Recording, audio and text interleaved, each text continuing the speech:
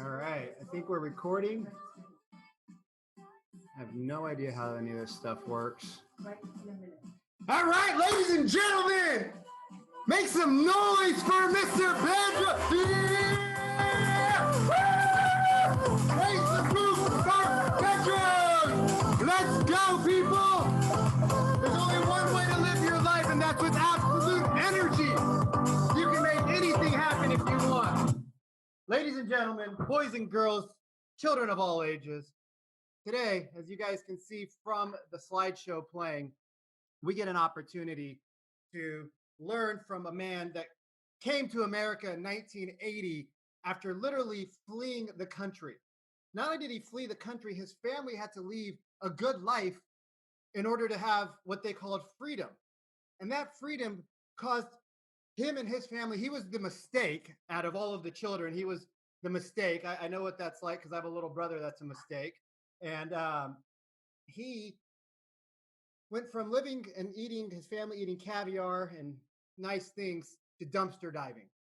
And when I say dumpster diving, ladies and gentlemen, I am not BSing you. He went from the bottom to the top. If that's not bad enough, he was a nerd, not really popular, a little overweight and chubby, got picked on.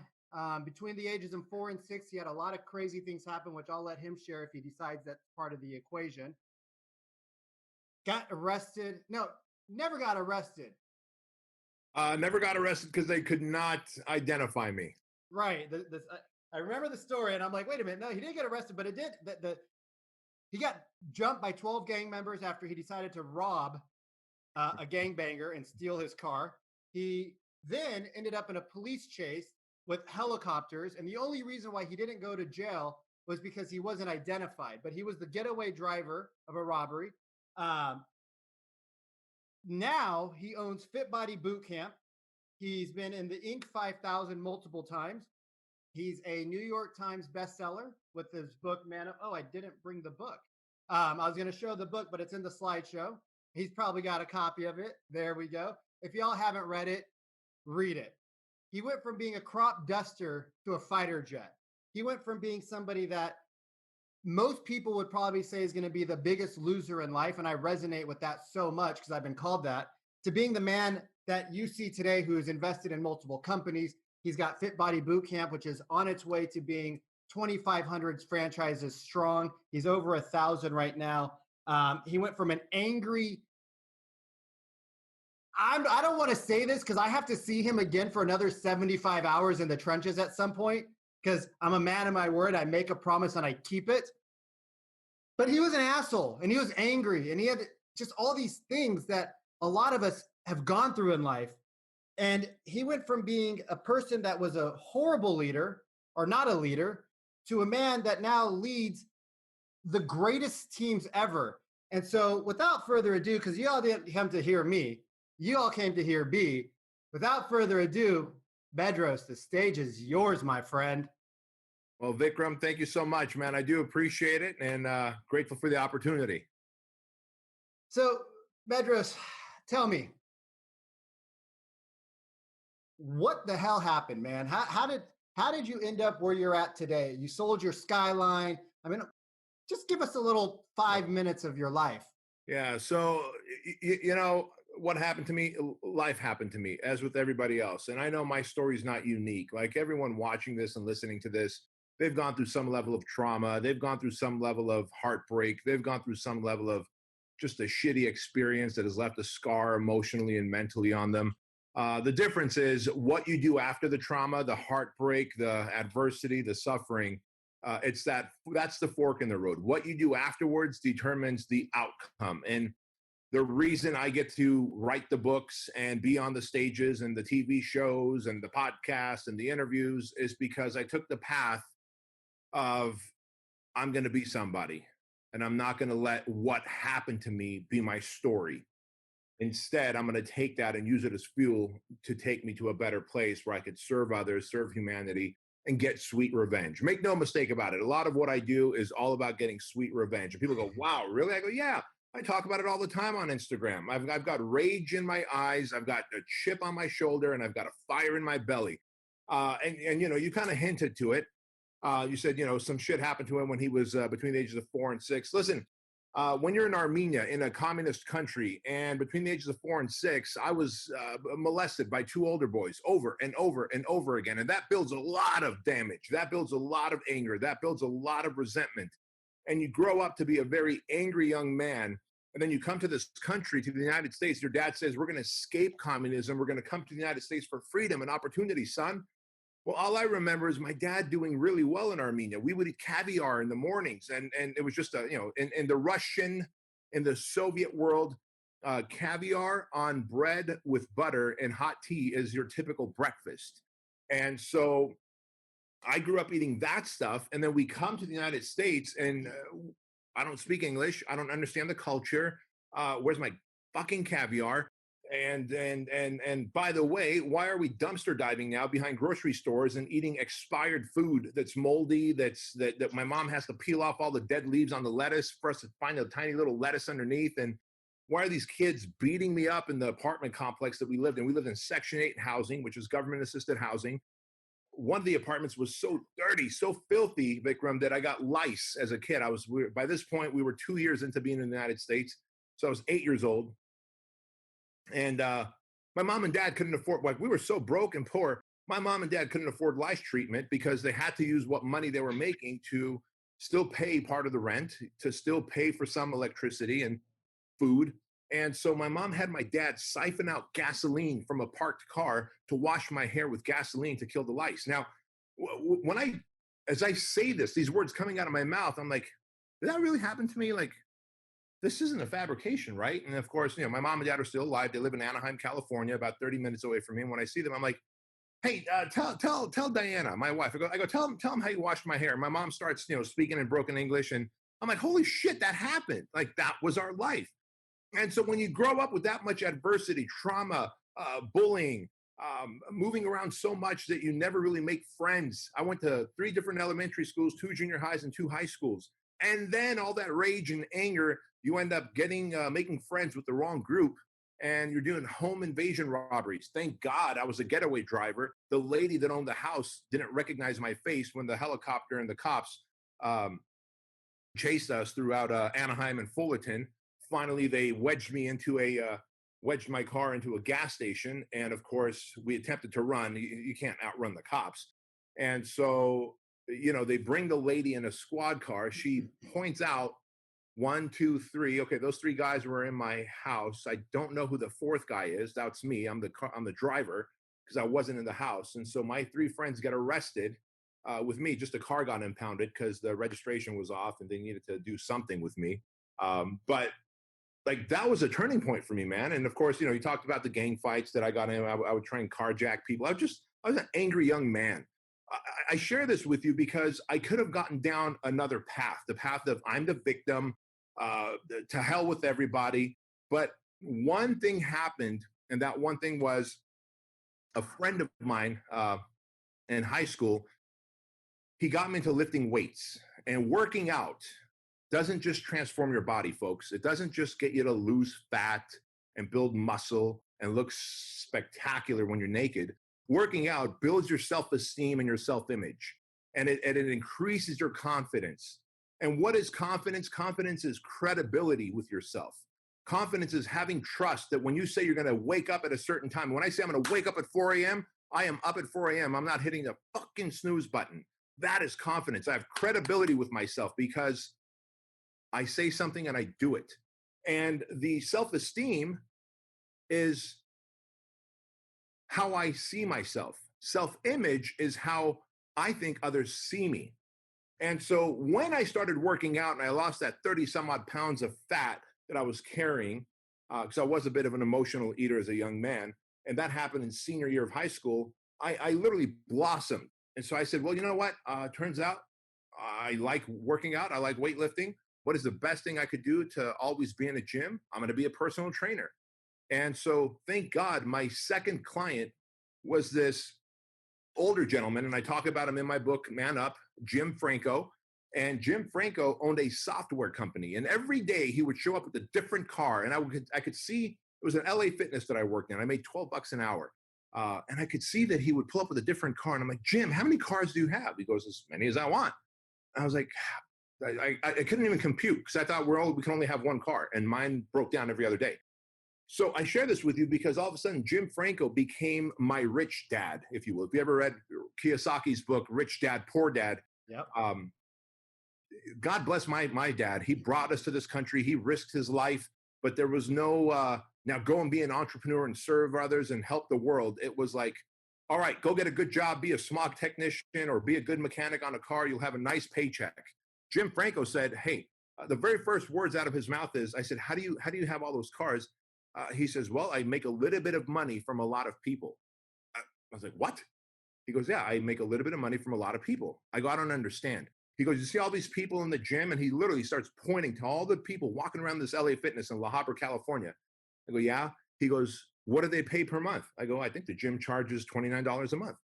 He goes, do you know that they have thousands of members? I go, oh, I didn't realize they had that many. He goes, now do the math. Now add up how many LA Fitnesses there are. And that was the first time I had this like holy cow.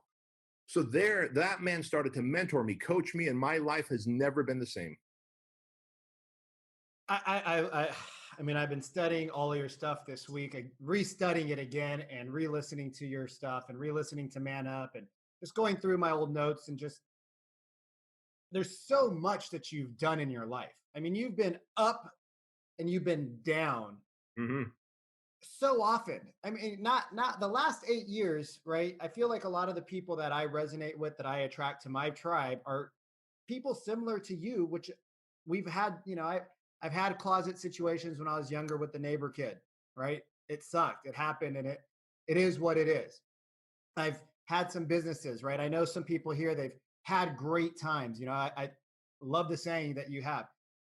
Great times make weak men make great, I love that saying. I've used it multiple times.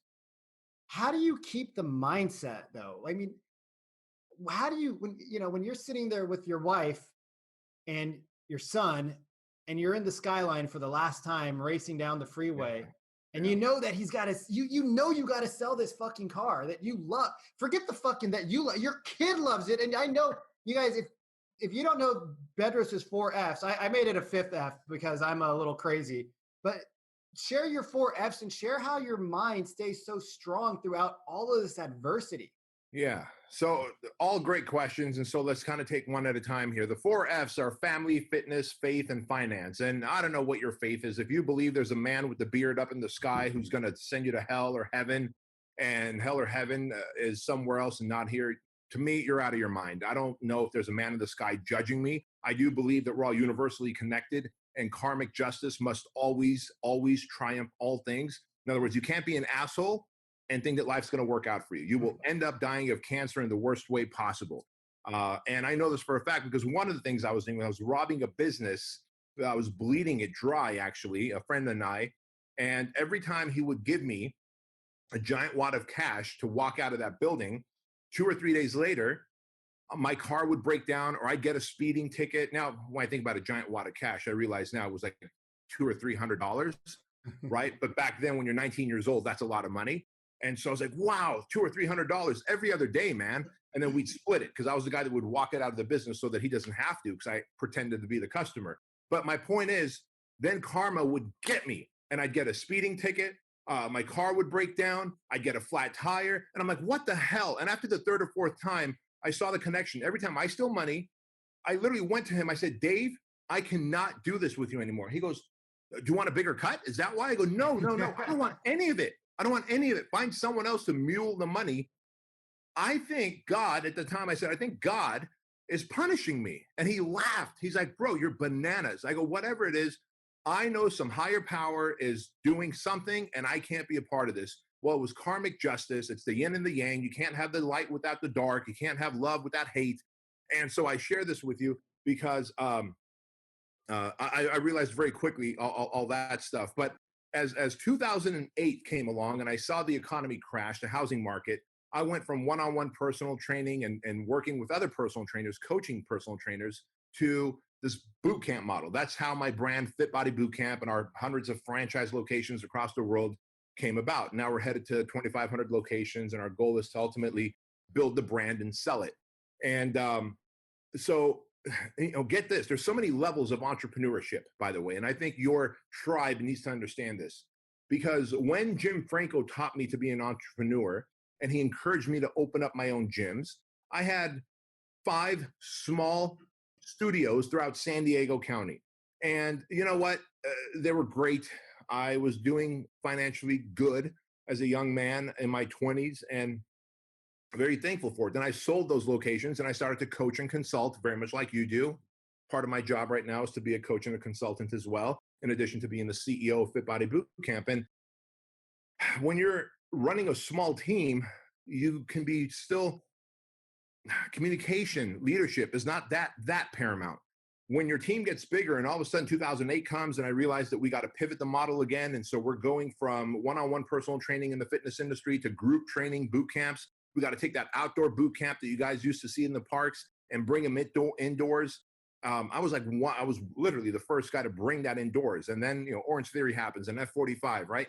And so you see that happening and I go, wow, now I'm growing a big team, my franchise, and I become a poor communicator. By 2013, I was literally at odds with my team, my employees here at headquarters. I was at odds with my franchisees. I was at odds with my wife and kids because I was a poor communicator. I was indecisive when it was time to make fast, effective decisions. And I let the stress of that get so high that I was having these anxiety attacks so big that I thought the first time I had it, I thought it was a heart attack. And we were so, I had a business partner that I just couldn't resonate with. And what I should have done is had that conversation with him that, hey, one of us have to part ways, and I wouldn't. So I'd go home to my wife, and maybe I'm sharing the details because I want maybe people watching this, listening to this can experience this, but have experienced Absolutely. it. I would literally be really tense and resentful about my business partner. Then I'd go home and complain to my wife, and my wife would go, well, just like yesterday, like I said, why don't you talk to him? One of you need to leave because you guys are going to get to each other's throat. And I'm like, you don't know what you're talking about. Why don't you just not, give me a business advice? Well, I'm venting to her. Why wouldn't she give her advice? So I'm at odds with my wife. I'm at odds with my business partner. I'm at odds with my employees, with my franchisees. And sure enough, my wife comes to me one day and says, hey, so the company's running out of money. We've been constantly, we refinanced our house to put some more money into the company. And we got no more room. We got no more room to do that. So what you going to do? And that was one of those come to Jesus moments where I realized, like, holy smokes, like my poor leadership, my inability to communicate, my need to not hurt someone's feelings. I don't want to hurt my business partner's feelings by telling them that we need to part ways. My validation and approval seeking bitch ways had led me to gaining the weight back again, a damaging relationship with my wife, my business partner, and I would hear his Corvette driving up to the headquarters, Vikram, and my body would viscerally react. Anxiety would start setting in. Like I was like Pavlov's dog, and I share this with you guys because the people go, well, where did the title of your book come from? Like, why man up? Why can't women do it? I go, no. I told myself finally, like, Bedros, it's time to man up and make a decision, have a conversation, do what you're supposed to be doing. And I just literally man up and had the conversation with him. I manned up and talked to my team. I manned up and started to fire the people and train the people and have the talks with my franchisees. And one man up event at a time, I was able to fix my franchise from 2013 to 2015. And it wasn't until when I became a better leader that we hit the Inc. 5000 list. We hit Entrepreneurial's 500 fastest growing franchise list. We just literally hockey sticked. And man up is not about being a tough guy. It's literally the 6 pillars of entrepreneurial leadership that you need to become a more effective leader. And it doesn't just apply for business, it applies for life, because how you lead your business is how you lead yourself and how you're probably going to lead your family. And all this to tell you, by the way, that when we were running out of money and I was at the worst state with every relationship that I had a 2011 Nissan GTR. And so by 2013, it's only 2 years old now, Vikram. By 2013, my wife's telling me we don't have enough money. And I sell that GTR overnight for a $20,000 loss. that GTR or Skyline, as you know it, my son and I would take out, and at the time he was probably 6, 7 years old, and we would race it up and down the highway here in Chino Hills. And if you guys know anything about sports cars, he would put it in race mode, and you launch it, and it takes off. And his little quote was, "Gun it, Daddy." And I would, he'd put it in race mode, and I would gun it, and off we went. Yeah. And during that last time that we're driving it, and I'm telling him, Andrew, a man's going to come and pick up this car tomorrow. He goes, "Why, Daddy? Are we getting the new one?" I said, "No, son. Daddy has to sell it. I can't. We need to pay our quarterly taxes and payroll, and we need the money." Now, a 6-year-old does not understand quarterly taxes and payroll. He just wants to know why him and Daddy can't do the fun things that they used to do. And that little dude started to cry. And I was like, "Bedros, you're a fucking little bitch." And that was the turning point, man. It was just like, I'm going to man up, and I'm never going to break my son's heart again. And that was the turning point for me. God, every time. And people, I hear that. When I wrote the book and I shared that in the book, that part of the Word doc, as I'm writing the manuscript, it took me days to write those 2 pages, because I would relive it every time, and I would feel like such a dirtbag. Like, I'm supposed to be my son's hero, man. I'm supposed to be my son's hero, not the guy who breaks his little heart. I know. I every time I hear that, first time I met you was in San Diego back in September at it was your event, Empire Summit. Yeah, Empire Business Summit. And the first time I met you, because I see you working out, you're a big dude. You're not a small, like, non-intimidating guy. And, you listen to your podcast and, this fighter mentality, and you're always challenging yourself to step up, to go to the next thing. So I thought full disclosure, I know one day I'm going to be back in the ring with you, and you're going to remember this and use it as fuel for me to become a better man. But I thought you were going to be the biggest dick ever. I literally, after we got out and I heard you, I was sitting in the very back of the room. Sharon invited me out to hear this speech. And I'm sitting in the back, and I'm like waiting just to hear you. I didn't really care about what the other guys. And then I heard Craig. I'm like, okay, these guys are awesome. And then Bedros comes on. I'm like, okay, this dude's going to be a total asshole. And the way you communicate, I could just feel in the back of the room drawn towards you like a magnet. And, you shared on some of the other podcasts you've done, you've shared in person that you used to have just employees, and now you have a team. And I've worked with Joan now to book you and to work with her. And you can feel how much love is in that. I've been to Fit Body Boot Camp. I've seen your team, and you can see the love in their eyes. What changed? How did that happen?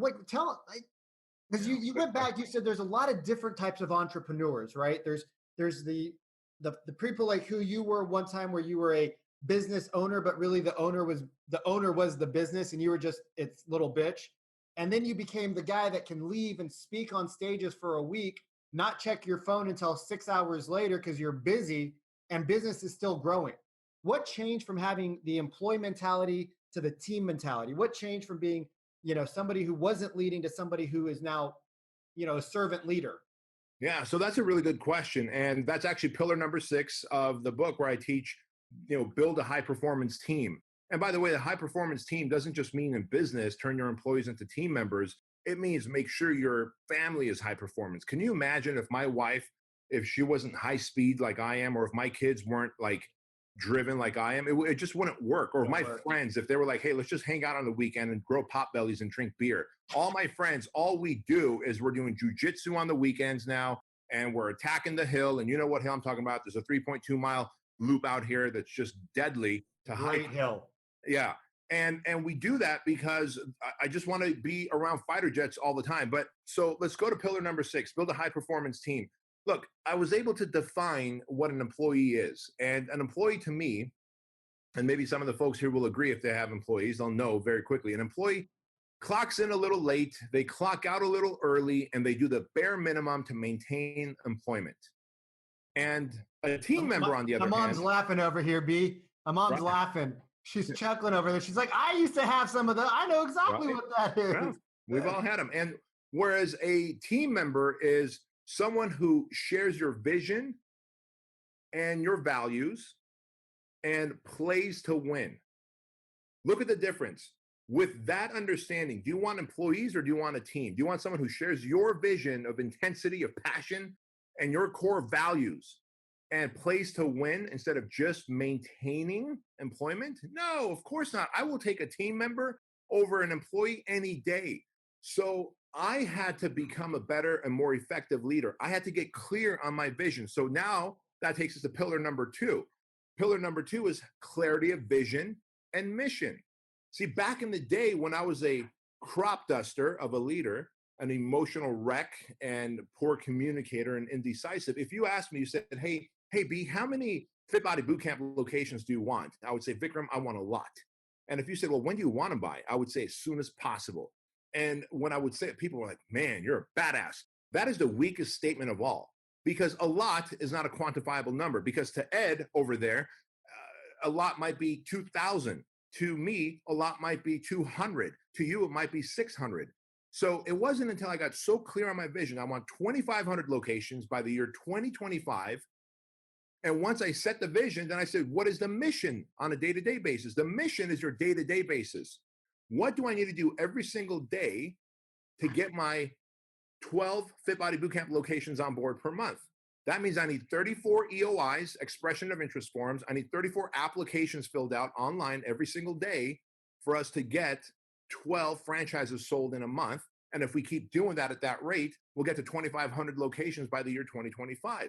Now that I know the vision, and by the way, the vision isn't just 2,500 locations, it's to be able to help 5 million people every single morning through fitness, nutrition, and mindset. My whole team is bought into it, right? They have to buy into it. And that's going back to pillar number 6. A high performance team must be bought into your vision. If they are not bought into it, you can share your vision and your values all day long. If they want to just go kick back and have beers over the weekend instead of, challenging themselves, they're not a good fit for me. And so once I shared my vision and my mission, that becomes the expectation. And of course, now I can lead my team. And then, look at this. I see leaders on here and I see faces, and every single one of you are investing in self-development. As you're coaching with Vikram, as you're learning from him, as you're learning from this, you are literally leveling up to your best version of yourself. And so are you doing that to your team? Are you taking them from here to there? If you're not, what ends up happening is the gap is opening up. You're investing in yourself. You're not investing in them. All of a sudden you go, you know what? They're just not as good as they used to be. I remember when that person was good. I remember when they were great. I remember when they were responsive. What happened to my employee? What happened to my team member? Nothing happened, man. You invested in yourself. You failed to develop your team and to nurture your team. And therefore, you opened up what I call the 20-point gap.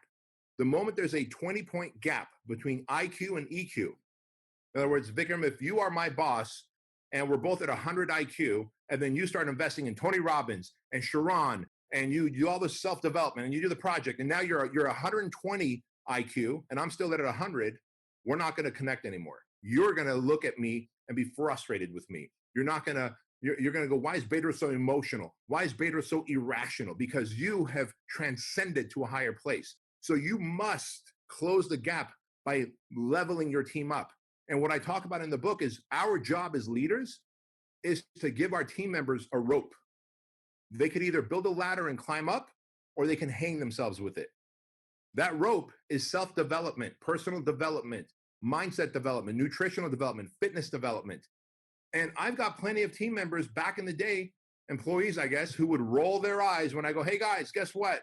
We're going to go on a 30-day nutrition challenge. They're like, I didn't sign up to work here to do a 30-day nutrition challenge. I do customer support. What they don't realize is when they are more squared away mentally, physically, and emotionally, they are going to be more squared away in our business. And so make no mistake about it. As you begin to help your team develop, you will have some of them leave and quit or sabotage themselves to get fired. That is okay. Your job is to give the rope. They can build a ladder and go up and climb up in the company, or they can hang themselves with it. I love that analogy. That's great. I think you use that in the project. We're going to get to the project here in a few minutes because there's a lot that I need to unpack with that because I feel there's a lot of people that really need it in this day and age, especially with what's going on right now. Agreed. Um, I want to shift gears a little bit here. Well, actually, you know what? I have one question that I wrote down. So I've had team members before. I've had employees slash kind of on the verge of being a team member. And we talked a lot about, I did a 14-day program, which I wanted to try to get you on, but this is even better.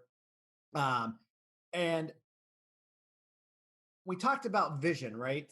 And vision's your 3, your 5-year kind of, you close your eyes, this is what you see. How do you develop a vision, like on a basic level for just a lot of people hear these big concepts and it's like mission statement, vision statement, all these fancy words.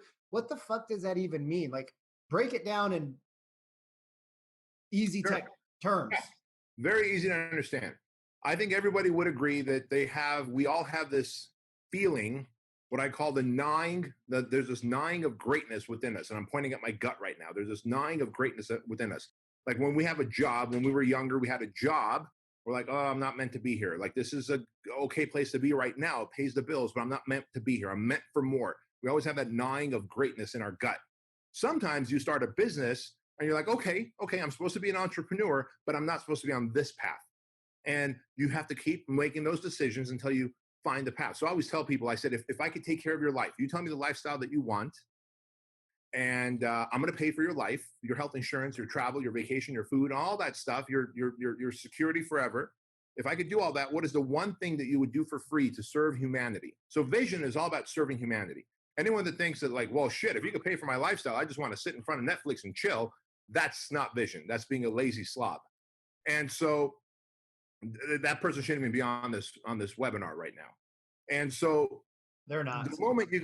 The moment you say, well, this is what I would do for free because I love it so much to impact humanity, that is the golden thread of your purpose. So for me, fitness changed my life so much that I was like, all I want to do is help one more person achieve that. In fact, I was willing to get a job at Disneyland and be a busboy and worked as a bouncer at a gay bar. The gay bar paid more than the straight bar, which is why I worked as a bouncer at a gay bar. I was a bouncer and a fry cook at 2 different places just so I can still be a personal trainer because I loved changing people's lives so much. I would have done that for free. And I pretty much was. I was getting paid $12 an hour and living in Southern California back in my 20s. I'm 45 now. That's not a lot of money. And so I was effectively had figured out what it is that I want to do because it had changed my life. So if you can figure out what is it that you would do for free because you love it so much, that is your purpose. Now you build a vision around it and you ask yourself, well, what would I like to do? And I just go, you know what? Maybe I'd like to impact 5 million people. Imagine waking up and knowing that 5 million people every morning they're working out at your facilities. Okay, well, what does that look like? Okay, I need 500 people per location, 2,500 locations. We get so many referrals and so many other people sign up. Okay, I need 2,500 locations to impact 5 million people every morning. Check, got it. So the way you develop a vision is you go, what's here? Like, what is that gnawing? Until that gnawing itch is scratched, you keep searching, you keep looking, you find that golden thread, then you pull on it. Do I want 1 million? No, I'm still not satisfied. Do I want to impact 2 million people? No, 5 million. There it is. Now, make no mistake about it. Your life's purpose and vision will change. How I see the world these days is different than how I saw it 10 years ago at 35. At 35, when I started making my first few million, I went out about all these cool watches. I've got from Rolexes to Cartiers to you name it, like one-off watches from like Russian manufacturers back in the day. And dude, I don't even wear watches now. I don't even all I care for is experiences now. At 45, I just care for experiences. I sold most of my cars now, and you came to my private gym.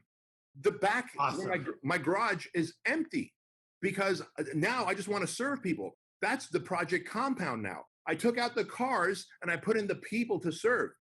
I'd rather make a private gym where my daughter and my son can come and work out because they can't work out in a public gym yet. They're too young. We can work out together. Like the experiences is what I'm after. Now I'm 45. At 55, I might be after a different experience. And so my vision in life might change. But my point is, you have to ask, what makes me happy? What would I do for free that would give me so much energy and passion? And then you build that vision. One of the greatest books I can recommend for that is Cameron Herold's book, Vivid Vision. Cameron Herold's book, Vivid Vision, great book, helps you not only identify your vision, but also craft it, like write it out, make it real. That's awesome. And we talked a lot about vision. A lot of the people here, it's been a core group of us for the last 14 days with a week break. And we talked a lot about vision, right? What's your vision? What's your vision? And a lot of people, I feel, and I could be over speaking, but I doubt I am, because if I feel it, I'm sure I'm not special. A lot of people just don't understand that gut. So, one of the things that I want to touch on a little bit is, you said there's this universal energy and karmic justice and all this woo-woo terminology, right? Yeah. You're a big dude, so I'm not gonna say that to you, but I believe the same thing. Sharon's in the same boat. Craig and Jason, all those dudes, like your crew, even Ray and Steve and Aaron and Matt. We're all in that same boat where we know that what goes around comes around. And so this karmic justice that you live, where you said, now I've gotten rid of the watches, I got rid of all the expensive cars. I mean, you drive a badass truck, but it's not like it's, a $200,000 Mercedes or Rolls Royce or something like that. It's a badass truck. And so what shifted to get you to realize that the experiences were more meaningful than the materials? Part of it is wisdom with age. Like, man, age is something you cannot read in a book. There's just time under tension, right? If anybody that works out here, they understand time under tension. You take someone in the gym who's never worked out, you give them one great workout, like Olympic level workout, they're going to be sore, but they're certainly not going to look like an Olympian. You give them that same workout day after day, week after week for years, they will look like and act like an Olympian. So time under tension is critical, and that is age. That gives you wisdom that you can't buy from a book. The next best thing is to read books. And so as I read these 3 books, Untethered Soul, number 1. Number 2, Outwitting the Devil. And by the way, everyone knows Napoleon Hill's book, Think and Grow Rich, that they don't realize his first book, Outwitting the Devil, is the superior book. It just didn't come out. He wrote it in 1930 something. It came out in 2011 because his family was so afraid of putting it out. Like, Outwitting the Devil, exceptional book. And then, of course, The Power of Myth, Joseph Campbell. You read those 3 books and you very quickly realize that you are part of a greater connection, a universal connection, the Brahman, the energy does not just go away. There is a yin and a yang. There is a karmic justice. A balance must happen. And I'm not here to say like Christianity's bad and religion's bad or whatever, dude. It's not. But it's really a metaphor, and those 3 books do a phenomenal job together explaining what all religion is. And so once you realize that I am part of something bigger and greater, you must therefore take responsibility. See, when we're ignorant, we can say, well, I didn't know. I didn't know that if I opened that door, that there was a lion behind it and was going to eat everybody in the room. The moment I tell you, Vikram, there's a lion behind that door, by God, do not open it. It is a ferocious lion that will eat us all. And you open it, you had a responsibility to keep us safe. Knowingly, you opened it, it's over. And so once you have awareness, you must exercise that responsibility. And those who don't, by the way, live in tremendous amount of guilt and regret. Yeah, guilt and regret. Those are two things that I've spent a lot of time personally getting over, and I feel that from your story, you've had your fair share of that as well, and you've got your karmic justice, and you've paid your dues, and now we're on to the next step. Yeah. And by the way, can I just share one more thing where that's concerned? Guilt and regret together, that is the slowest form of suicide you could ever attempt. Like if you are better off eating a bullet than constantly living in guilt and regret, it is slow suicide. Yeah, and the thing is that I've done some really shitty things in my life to some really not shitty people that may or may not have deserved it. They definitely didn't deserve it from me, and I paid my dues pretty instantly. And I lived 32 years of a good life where I didn't really get in trouble for things, being that kind of nerdy Indian kid, glasses, skinny, didn't really tick the radar as a troublemaker, didn't have the profile of a troublemaker. And I got away with a lot of stuff, and it comes back and it bites you in the ass. And if you think that it doesn't come back, just look at some of the people as they get older in age and see why they have some of these diseases that they just can't get rid of, these chronic diseases that just keep following them around because they're under so much tension all the time, right? Yeah. Um, And your what body about, reacts to that tension, by the way. When you're constantly under tension, overwhelm, stress, your body is reacting to that by creating cortisol. Your endocrine system isn't working well, meaning your hormones aren't meeting well. So you're losing sex drive. You're gaining fat. You're depressed. And you're like, what's going on? Well, it's unresolved issues. And until you pay that debt, like all debt must be paid. And until you pay that debt, there will not be a balance. Amen to that. So you talk a lot about channeling your energy. I remember you. I remember you yelling at me saying, "Vic, you got to find that internal motivation. You got to find that rage in you. I know you have it inside of you." And I don't want to disclose too much information about what happened in the project out of respect for the project and the space that you've created.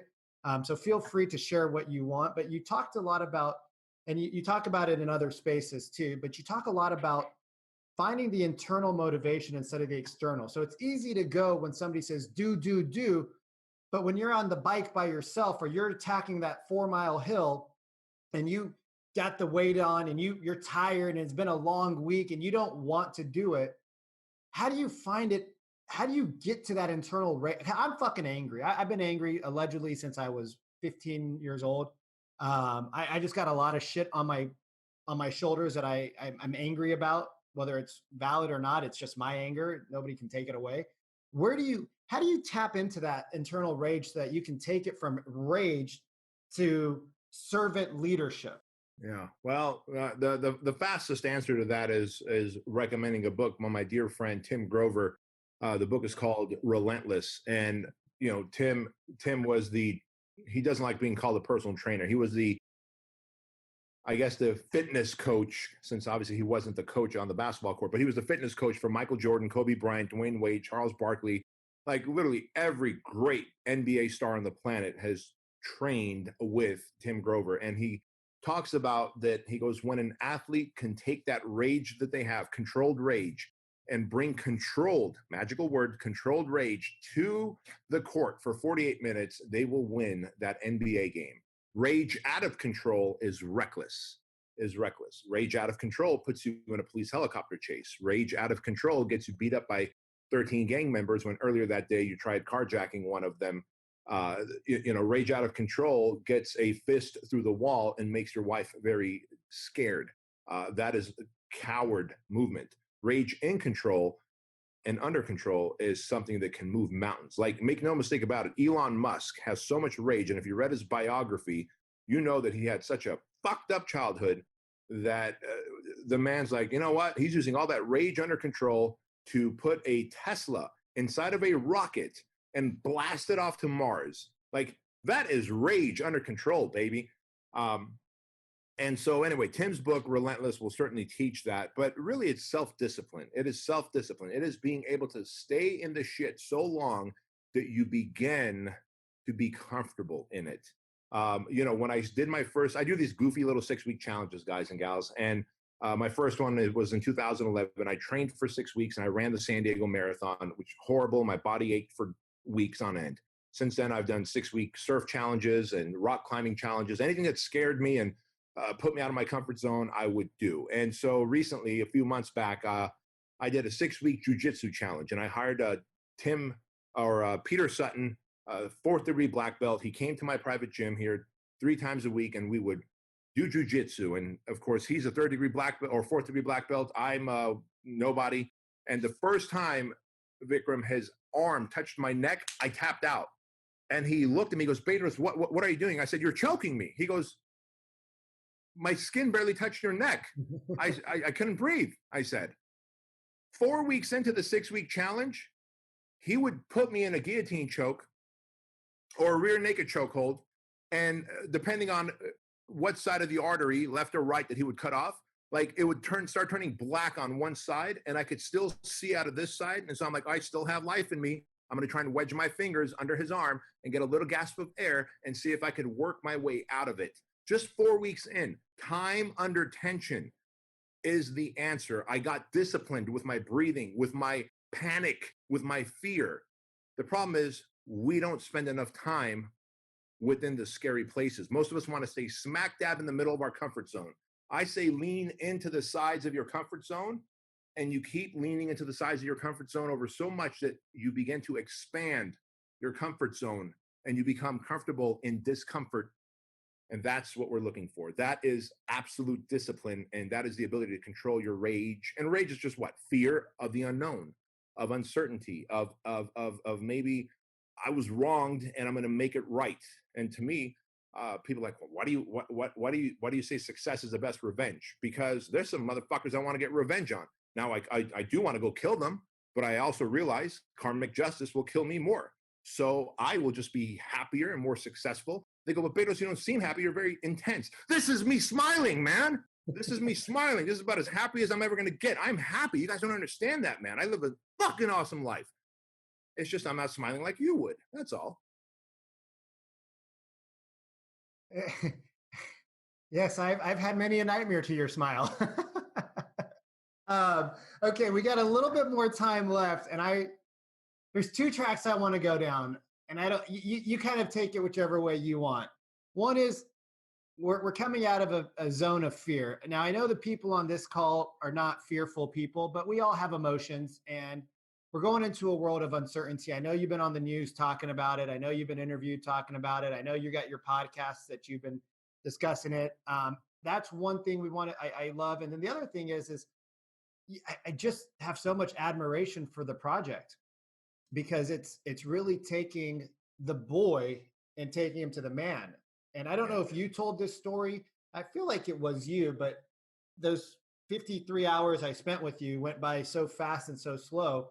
But you talked about the passing of guard, basically, when the boys get ripped away from their mom. So you take it down any track you want. The show is yours. Or if you want to touch both in the same conversation, where are we going in 2021, or where are you going with the project? Because you surely don't need to start a project to help men become men. You're making enough money that you don't need this 75 hours 5 times a year, where you're there 75 hours of it. Yeah. So my wife, very quick. See, my wife is much smarter than I am, man. And very quickly, she had figured me out. She goes, you know what? You are the Pied Piper of broken men. I'm like, what? How dare you? Right? She goes, no. Like, because she's known me from the gym, from like literally that LA Fitness that I talked about. And like every kid who just had a rough childhood or whatever, who would come work out there, I would just befriend them and start mentoring them the best I could. As Jim Franco would mentor me, I'd pass it along to these younger kids. And I think what ends up happening is if you've been abused, you've suffered through trauma, you resonate. You're on the same frequency, and these young kids would pick it up.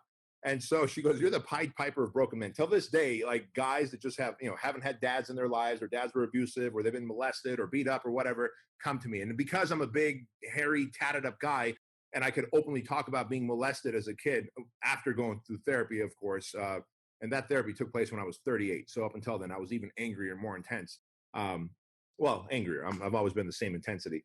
But and so when I openly talk about it, guys are like, holy shit. Well, if a big, hairy dude like you've been molested. I was like, yeah, because I was a fucking kid. I wasn't this big then, right? Well, if a big, hairy dude like you can talk about that, then obviously I can talk about my traumas. So I've always been the Pied Piper of broken men. Men are attracted to me who are what I call suffering in silence. And we men are really good at suffering in silence. I love how my wife and her friends can go and have wine together and talk about shit and process through shit. Men keep it on the surface, man. We just want to be like, hey, man, so how's it going? How's the weather? Like, dude, we've got an iPhone now to check the weather. I don't need to ask you how the weather is. That's just superficial conversation, right? What sports team, blah, blah, blah. I don't even follow sports. But if I did, that's what I hear from my friends. But I figured out very quickly that when 2 men are in the shit. And by the way, let me explain to you what the shit is. The phrase most people think where they've heard blood is thicker than water. That phrase has been taken out of context. It's not blood is thicker than water.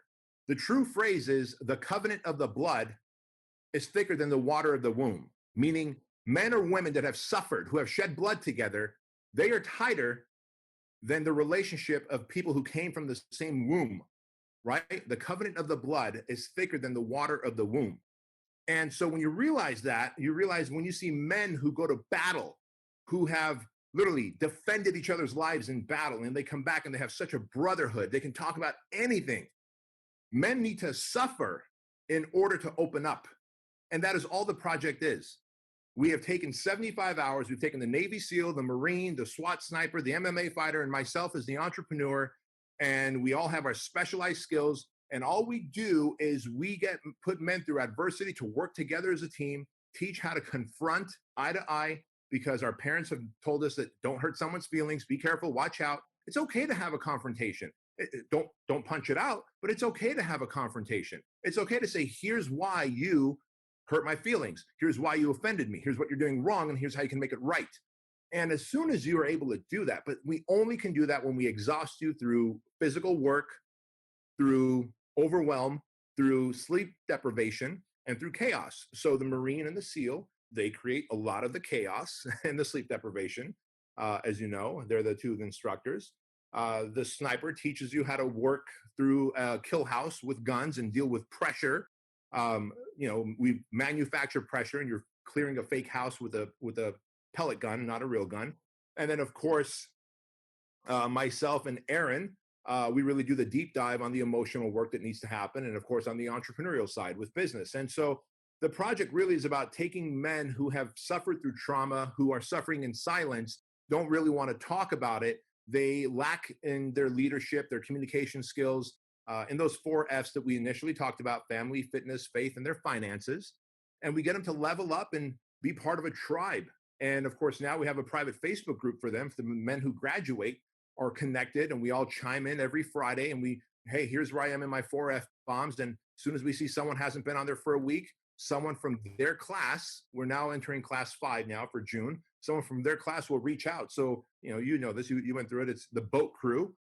You reach out to your fellow guy from your boat crew and you go, hey man, where have you been? He goes, dude, okay, I'm having problems. All right, well, let's talk about it. Like, once you've been buried together, once you have suffered together, once you've been in an ice bath together, once you've been drowned together, you're going to tell this guy anything. And what really the project does is it cranks up. Like, think about your dryer at home, like your washer and dryer. It's got a delicate cycle. Most humans, especially men, in the last decade, their setting is on delicate, and that's because of the phrase that you were saying earlier. Good times create weak men. Weak men create bad times. Bad times create strong men create good times, and then it repeats itself. Good times create weak men. Well, we were in such good times for so long, 13 years, that we had very weak men, emotionally, mentally, physically, with leadership, etc. What I call, they were emotionally constipated. And so we created very bad times to take these men from delicate to savage mode. And those that survived are part of a brotherhood. And so now, thankfully, with this, and I say thankfully, this economy is going to take society and just crank them up a notch, because we are all now forced with this bad time to level up. Some people, you will see plenty of suicides, depressions, battery, and family assaults and all that stuff. Like, that is already being reported higher. That's just part of humanity. Bedros, how can you say that? That's just how it is. Yeah, and so that's what the project is. We manufacture 75 hours of mental, emotional, and physical stress and chaos to level men up in those 4 F's, and then connect them to a tribe to belong to, because we are tribal creatures. Yeah, and gone through it once. Unfortunately, I got to go through it again. Actually, it's not unfortunate. It's fortunate, because you learn a lot more when what happens. Yeah. And a lot of eyeballs that you'll never forget. We got 3 or 4 minutes left. Where can they find you? Best place to find me is on Instagram at Bedros Keuilian, or just go to and you can find me there. Get a free leadership course and learn more about my book and buy it if you want it. If you guys share this podcast with 10 people and you tag me all 10 times, I'll send you a free copy of the book. Right on, man. Thanks for doing that. I'll reach out to Joan or Amazon. I don't know, wherever. But I'll get you guys all a copy, but you got to tag me 10 times and you got to DM me saying you tagged me 10 times and I'll send you guys a free copy of the book. And to me, sending a book is like the hardest thing ever because I hate fucking doing anything other than stuff like this. But it's just that powerful. And then the other thing is, I mean, last words, dude. You gave us an hour of your time. It's probably worth at least $10,000. If you're keynoting, it'd be a $50,000 paycheck at least. It would. Sum it up, man. Bring it all down to earth for us. Yeah. Well, here's how I will sum it up with to leave everybody in a very create this aha state for everybody. And it is this. If you think that the only amount of money you need to make is to make sure that you and your family are well off and safe and protected, you are wrong. There's a church that you need to donate to. There's a charity you need to donate to. You don't know if, like my mom, that your mom is going to have Alzheimer's and dementia, and you're going to have to pay for medication, drugs, and services that aren't even available yet because I was willing to fork up so much money, and that I'm able to get a driver to drive my mom and dad around who are in their 80s so that they're not just sitting in their house. And so anyone that thinks that I just need to make enough money for me and my family, that is the most selfish act that you could do. You literally have the obligation to create so much wealth that you pay it forward to others. In my case, I've adopted the Shriners Children's Hospital, Toys for Tots, Compassion International. We've got 97 kids adopted through Compassion International. We've donated over 7 figures to Shriners Children's Hospital and $500,000 in toys purchased over the last 3 years for Toys for Tots. And I share that with you, not to brag, not for any other reason other than I must always continue to serve others. The moment I stop serving, I become selfish. I know myself, and every single one of us are the same. The moment I stop serving, I become selfish. And when I become selfish, I go into self-destruction. And so those are the 3 S's. Serve so you don't become selfish, and self-destruct. And that is the big message I'd want to leave everyone with.